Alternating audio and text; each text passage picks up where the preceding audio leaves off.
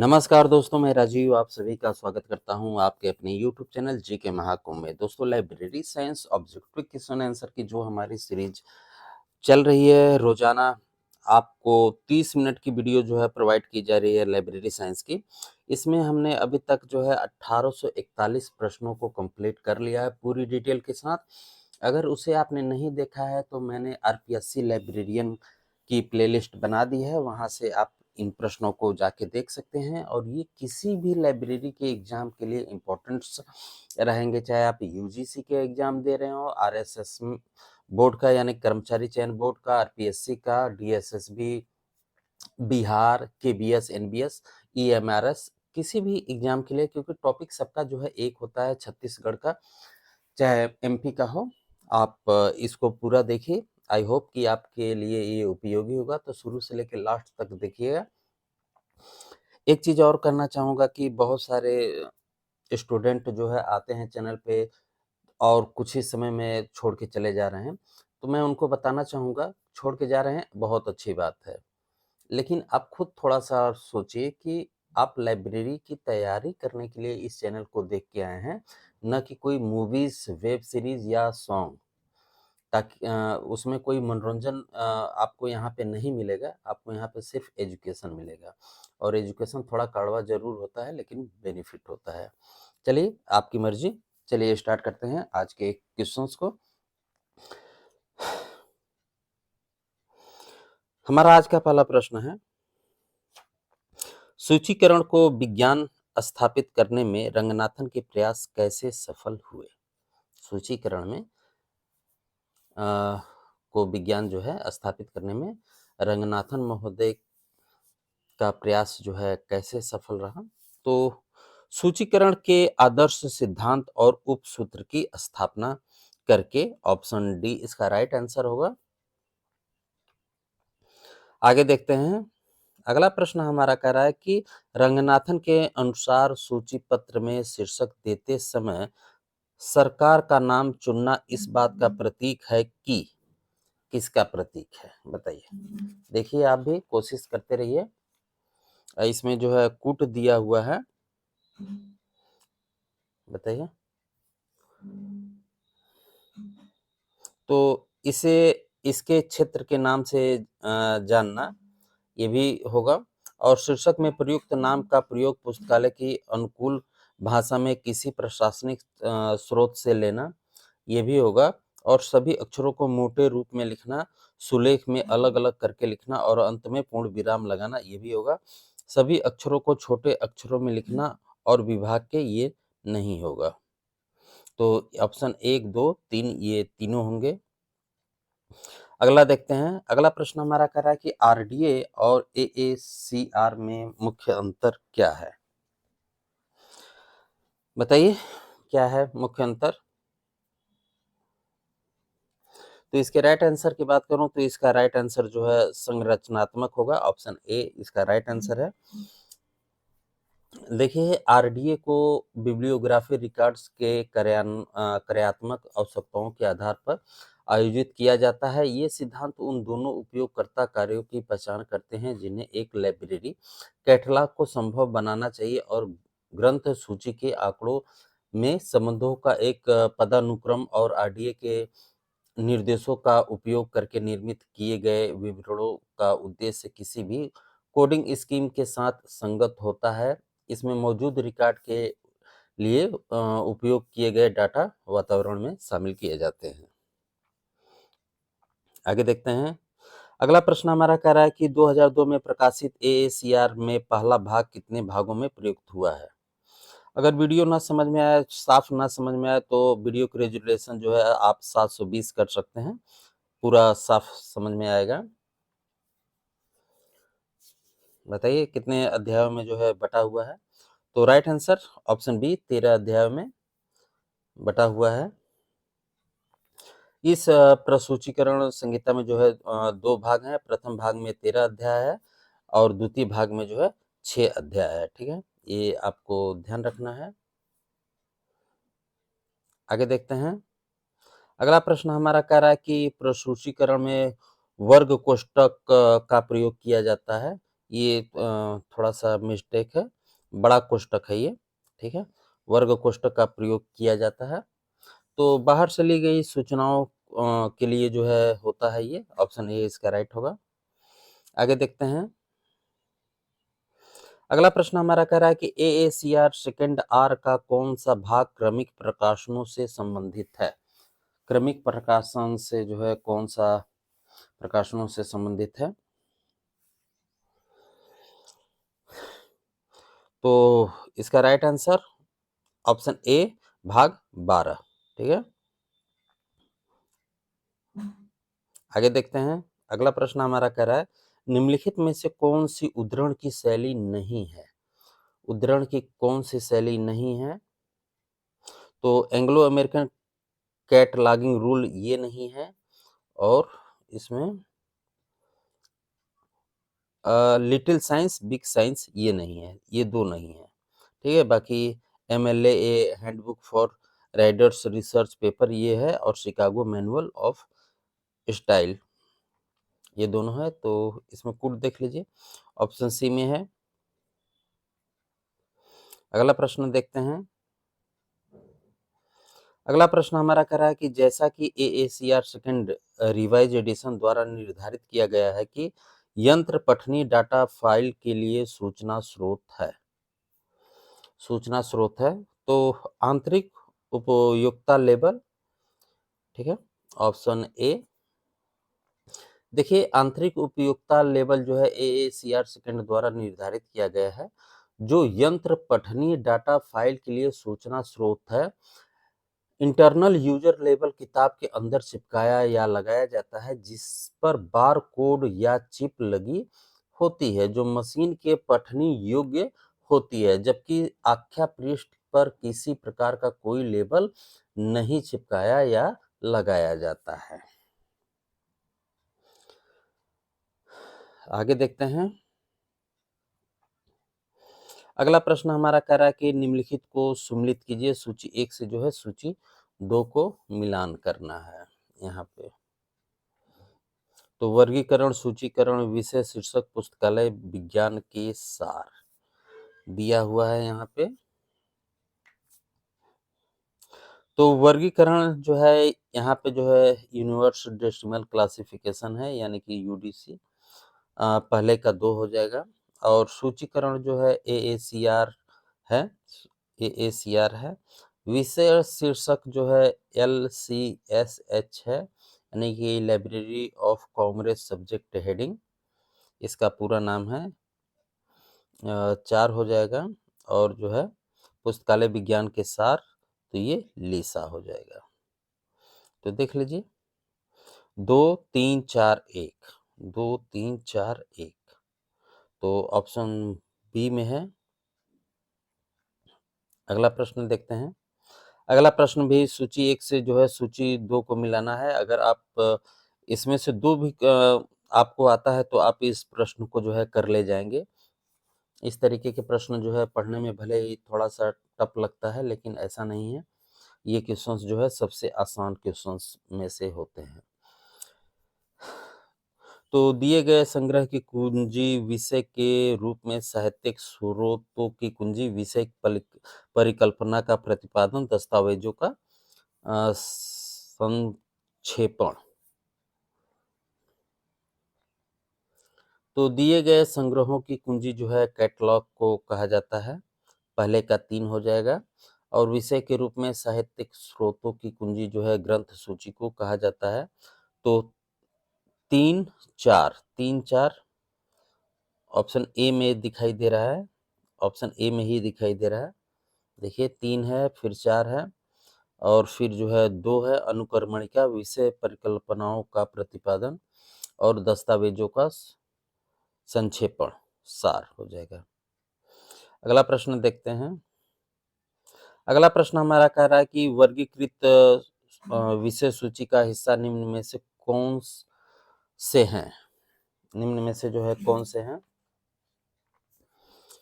तो ये जो भी दिया हुआ है, लेखक शीर्षक फाइल, पुस्तकालय वर्गीकरण द्वारा व्यवस्थित विषय फाइल की वर्णानुक्रम अनुक्रमणिका, तो ये सभी होंगे ऑल ऑफ द एबव ये सभी राइट हैं।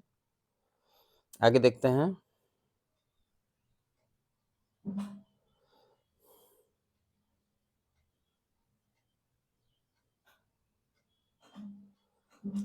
दिया है निम्नलिखित शब्द एक अलग बौद्धिक या कलात्मक सृजना का संकेत करते हैं।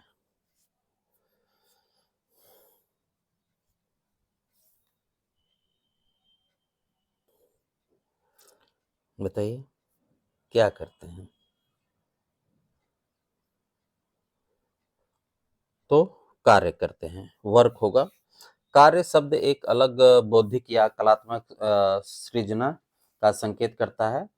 Item, title, expression and work, ये सभी जो है FRBR, ठीक है, FRBR, ठीक है। इसका कमेंट करके मुझे जरूर जो है पूरा नाम बताइए आप लोग, ताकि मैं भी देखूं कि आपकी तैयारी कहाँ तक है। के जो है फर्स्ट प्रकार के रूप में गिने जाते हैं। आगे देखते हैं। अगला प्रश्न हमारा कह रहा है कि निम्नलिखित में से बिब फ्रेम मॉडल में चिन्हित मूल्य वर्गों की पहचान कीजिए। पहचान कीजिए इसमें।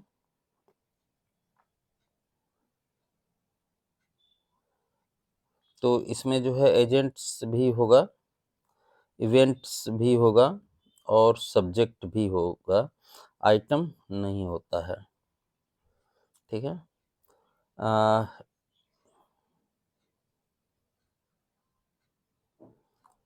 बिब फ्रेम जो है 2.0 3 कोड लेवल होते हैं, इसको समझिए।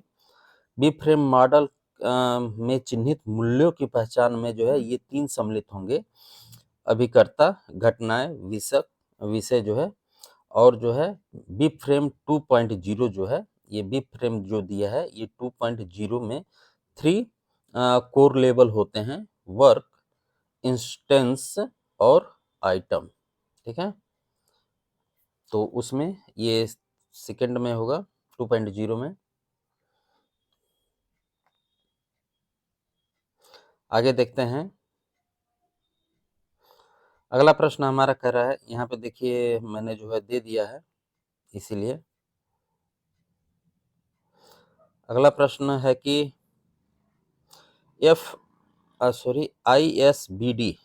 ISBD में अब विवरण के कितने क्षेत्र शामिल हैं? ISBD में विवरण वर्णन के क्षेत्र जो है शामिल हैं वर्तमान में।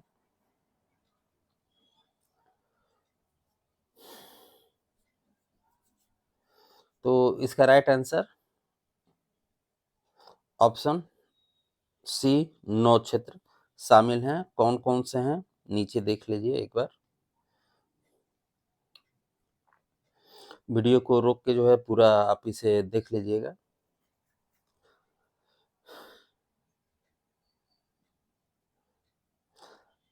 जो है ISBD जो है इंटरनेशनल स्टैंडर्ड बिब्लियोग्राफी डिस्क्रिप्शन का नियम जो है इफ्ला के द्वारा प्रतिपादित होता है। और ISBD जो है का प्रकाशन 2007 में हुआ था और दूसरा जो है 2011 में हुआ था। अगला प्रश्न है, थोड़ा सा बड़ा कर लिया जाए। अगला प्रश्न कह रहा है कि FRSAD मॉडल में जब वर्ण विषय अर्थ विषयक रूप से या अवधारणात्मक रूप से संबंध हो और सहघटित होते हों लेकिन पदानुक्रमिक रूप से संबंधित नहीं है तो ज्ञान संगठन प्रणाली को उन्हें किस रूप में इंगित और जोड़ना चाहिए? प्रश्न को आराम से एक बार आप भी पढ़ लीजिए ठीक से। और ये रहा आंसर। तो इसके राइट आंसर की बात करूं तो इसका राइट आंसर है ऑप्शन ए, सहसंबंध, एसोसिएटिव रिलेशनशिप्स।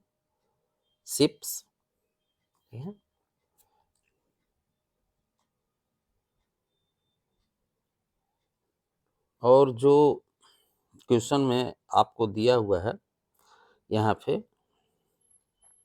FRSAD, इसका पूरा नाम है, ये शॉर्ट नाम है, functional requirements for subject authorised data.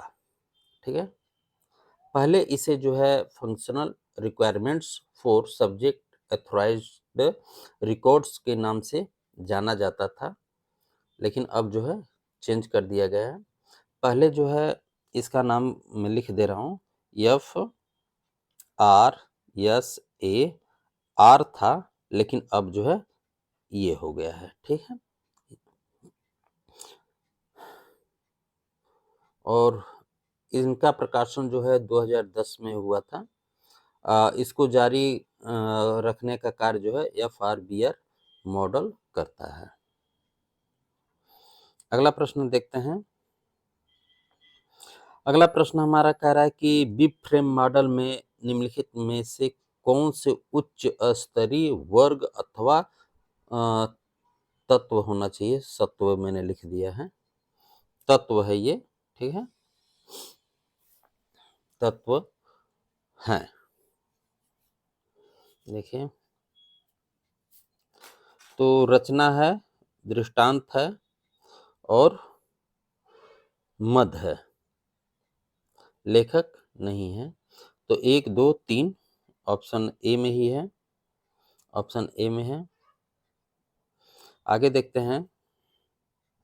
अगला प्रश्न हमारा कह रहा है कि बिग फ्रेम 2.0 ग्रंथ सूची सूचना को सारकरण के 3 मूल स्तरों में वर्गीकृत करता है। दिए गए विकल्पों में से सही उत्तर को चुने। तो अभी आपको मैंने थोड़ी देर पहले इस चीज को बताया है।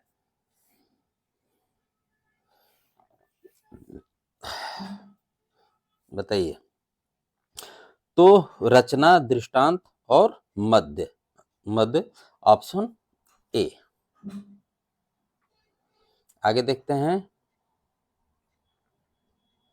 ये 2.0 की बात हो रही है यहाँ पे, 1 की नहीं हो रही है। 1 रहता तो अलग हो जाता। आगे है,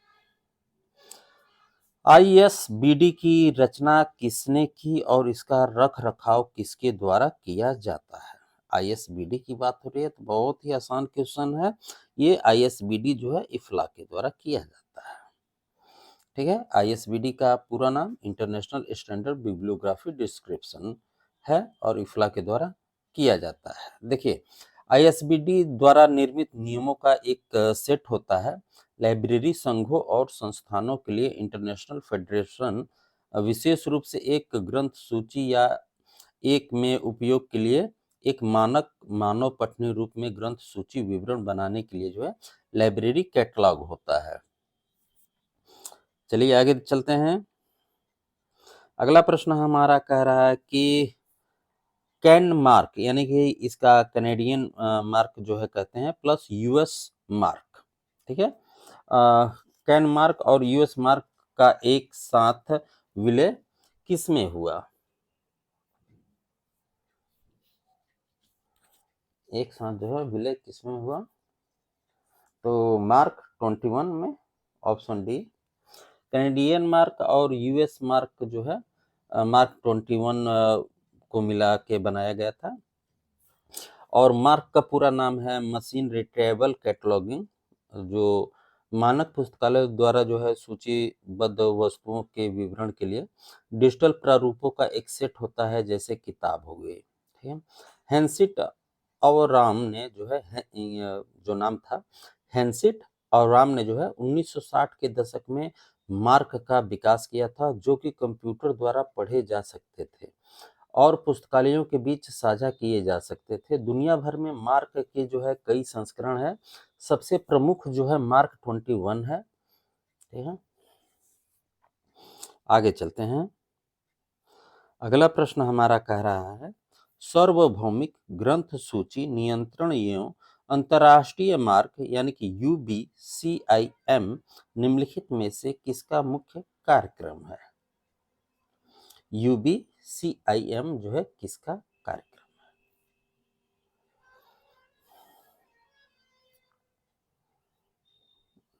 बहुत ही इंपॉर्टेंट क्वेश्चन है, बताइए। तो ये यूनेस्को का है, ठीक है, यूनेस्को का कार्यक्रम है।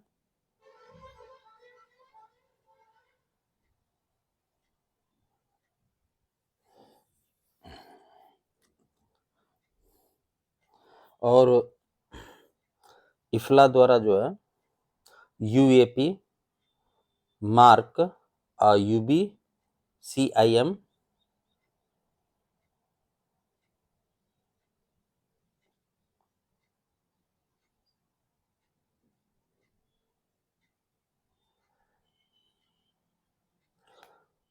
और यूनिवर्स, डेटा फ्लो और दूरसंचार कोर गतिविधियां, ये 3 कार्यक्रम है। और जो इसमें ओसीएलसी दिया हुआ है ऑप्शन में, देखिए थोड़ा सा आपको इसे समझना पड़ेगा। ये जो क्वेश्चंस है, ये क्वेश्चंस जो है यूबीसीआईएम, ये मुख्य रूप से जो है यूनेस्को का कार्यक्रम है, लेकिन इसमें कुछ कार्यक्रम जो है इफ्ला का भी सम्मिलित है।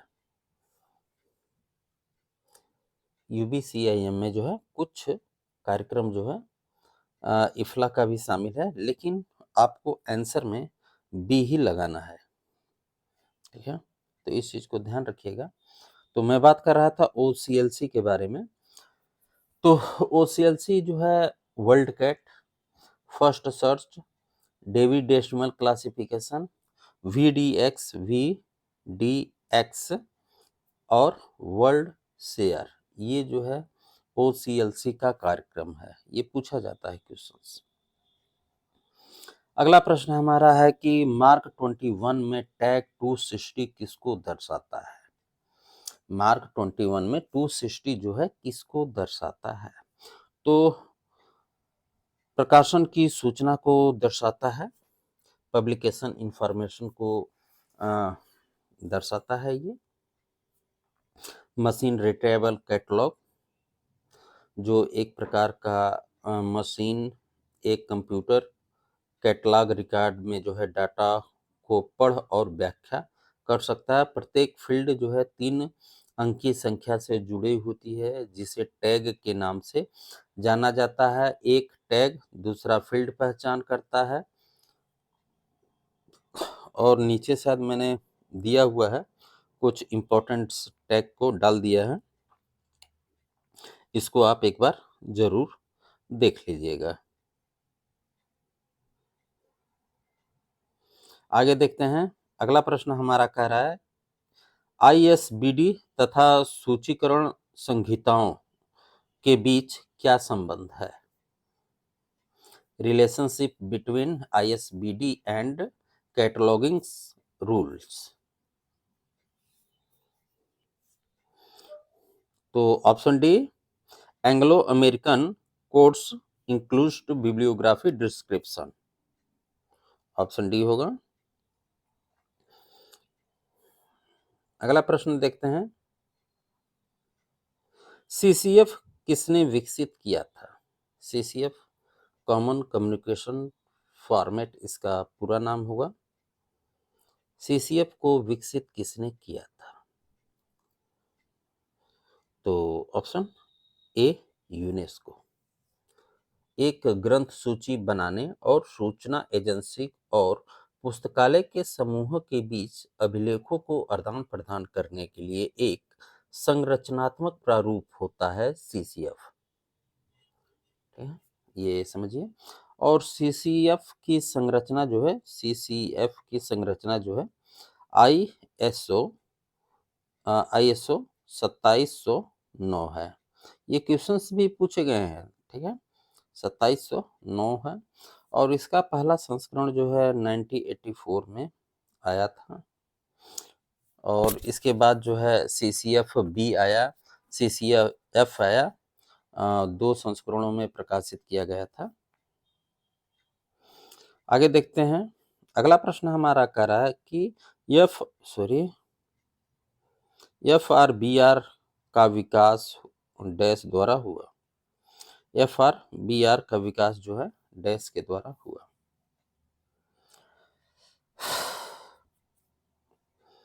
तो ऑप्शन सी इफ्ला के द्वारा हुआ है। इफ्ला का पूरा नाम है international federation of library association and institution. स्थापना इफ्ला की 1927 और द्वारा जो है FRBR यानी कि functional requirements for bibliography records का विकास किया गया। ठीक है, और यह जो है संबंधात्मक मॉडल है।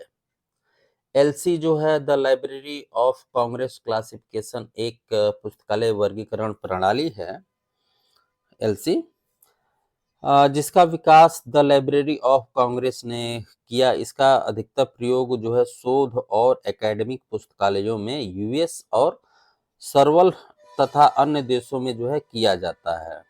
लाइब्रेरी ऑफ कांग्रेस का विकास जो है 24 अप्रैल 1800 में हुआ था तथा लाइब्रेरी ऑफ कांग्रेस क्लासिफिकेशन जो है 1904 में प्रतिपादित किया गया था। आप पूरी तरीके से निचोड़ इसको निकालिए एक एक टॉपिक को। FID जो दिया हुआ है the international federation of information and documentation, इसका पूरा नाम है फिड का, और इसका नाम बार बार चेंज हुआ है। ये भी आपको याद रखना होगा। आप उसको खोजिए, आराम से याद करिए, आप भी थोड़ी मेहनत करिए, तभी आपके पल्ले पड़ेगा। और जो है यह एक अंतर्राष्ट्रीय संगठन था जो सभी प्रकार के रिकॉर्ड्स ज्ञान को हमेशा उन्नत तक पहुंचाना इसका कार्य था। फीड का पूर्ण रूप जो है original French federation international D documentation feed जो था, ये पॉल आउटलेट और हेनरी ला फोंटेन ने जो है 12 सितंबर 1895 को इसका प्रतिपादन किया था। यूनेस्को जो इसमें दे रखा है United Nation Education Scientific and Culture Organization, इसकी स्थापना जो है 1946 में की गई थी। चलिए आगे बढ़ते हैं। देखिए दोस्तों, अगर आपको सक्सेस होना है, मैं सीधी सी बात आपको बता रहा हूँ, लाइब्रेरी में अगर आपको 100 क्वेश्चंस में से 90 प्लस लाना है, ठीक है, 90 प्लस अगर लाना है, पहली चीज कि अगर आप डेली 50 प्रश्न भी पढ़ रहे हो तो 50 प्रश्न के आंसर कितने होंगे? 200 होंगे ना भाई। ABCD होता है ना। आप जो है 50 को ना देखो, आप इन 200 को देखो कि ये उससे रिलेटिव क्या चीज होगा। जैसे यहाँ पे क्वेश्चन आ गया है मार्क 21 में परिगृहित विषय है, तो आप 300 को भी देखो, 400 को भी देखो, 5 को भी देखो, 6 को भी देखो, ये है क्या इन सब में। तो इस तरीके से आपके 200 प्रश्न तैयार होंगे, 200 प्रश्न तैयार होंगे। नहीं तो आप जो है कोई भी लाइब्रेरियन का एग्जाम की PDF या कोई भी जो है आप एक सेट उठा लीजिए 100 क्वेश्चंस का, KBS NBS या चाहे जिसका पेपर उठा लीजिए। आप अगर 100 यानी कि एक सेट अगर उठाएंगे तो आप जो है उसके साथ मात्र 15 सेट उठा लीजिए अलग, जो पूर्व के एग्जाम के आए हों। आपको मैं गारंटी दे रहा हूं, जो 100 प्रश्न आपने उठाए हैं, इस 15 में से ही 80% क्वेश्चंस आए हुए हैं इसमें। ठीक है, आप कोई सा भी पेपर उठा लीजिए, UGC का उठा लीजिए, DSSB, KBS, NBS, जो भी हो, 80% क्वेश्चंस आपको यहीं से आए। और वही मैं कोशिश कर रहा हूं कि आपको एक से एक जो है प्रश्न जो है पूरी डिटेल के साथ दूं। काम मेरा चल रहा है, काम मेरा जो है 15,000 प्रश्नों पे चल रहा है, 15,000 प्रश्नों पे चल रहा है, जिसमें जो है 8,000 प्रश्न मेरे कंप्लीट भी हो चुके हैं। ठीक है, आपको ऐसी PDF में दूंगा जो किसी भी एग्जाम में आपको अलग से पढ़ने की जरूरत नहीं पड़ेगी, गारंटी दे रहा हूं। आप इसी सेट को देख लीजिए, ये पूरे सेट आप देख लीजिए। आज मेरे ख्याल से हमने करीब 60 से प्लस ऊपर देख लिए हैं और इसमें अगर आप 30 घंटे की वीडियो देखेंगे तो आपको खुद समझ में आएगा कि इसमें यूजीसी के भी प्रश्न हैं। तो इसको आप हल्के में नहीं लीजिएगा। चलिए बहुत बात हो गई, आगे चलते हैं। तो अगला प्रश्न हमारा है, मार्क 21 में परिग्रहित विषय है। तो 600, ठीक है, 600 है और मार्क जो है मशीन रिट्रीवर कैटलॉग जो है इसका नाम है और यह पुस्तकों की सूची को पढ़ने के लिए एक डिजिटल स्तंभ है। 1960 के दशक में एक अमेरिकी साइंटिस्ट जो थे हेनरिट डिविडसन और राम ने जो है मार्क का विकास किया था और 1963 में जो है गिलवोर्ट डब्ल्यू किंग की अध्यक्षता में एक समिति का गठन किया गया था जिसको लाइब्रेरी ऑफ कांग्रेस की सेवाओं की संभावनाओं का पता लगाने के लिए किया गया था। मार्क 21 को जो है लाइब्रेरी ऑफ कांग्रेस और कनेडियन पुस्तकालय और अभिलेखागार के सहायक कार्यालयों द्वारा जो है अनुरक्षित किया जाता है। मार्क 21 के दस्तावेज एक साल में 2 बार जो है अपडेट किए जाते हैं। शायद हाँ, यहाँ पे देखिए मैंने दे भी दिया है। इस तरीके से आप जो है एक-एक प्रश्न की पूरी डिटेल निकालिए, तब जो है आप बेटर कर पाएंगे। तो दोस्तों वीडियो को यहीं तक पर रोक रहा हूँ। आपने यहाँ तक देखा, आप सभी का बहुत बहुत धन्यवाद, आभार। मिलते हैं अगले वीडियो में, ध्यान रखिए, धन्यवाद।